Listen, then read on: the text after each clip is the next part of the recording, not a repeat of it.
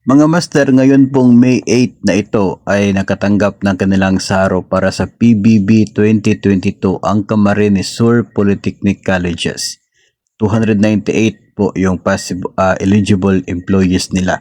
So sila lamang yung mayroong saro for today para sa PBB 2022. Sa DepEd naman, PBB 2021 ng mga division personnel.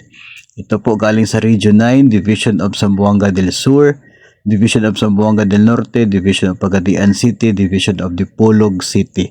So sa Region 9 po, no, yung mga may saro for today para sa PBB 2021 ng mga division-based personnel. So baka po magtataka na naman kayo bakit 2021 pa yung pinag-usapan dito, dahil ang mga personnel na ito ay hindi pa po nakatanggap ng PBB 2021. So ngayon, Region 9, itong mga nabanggit natin, sila pa lamang may saro.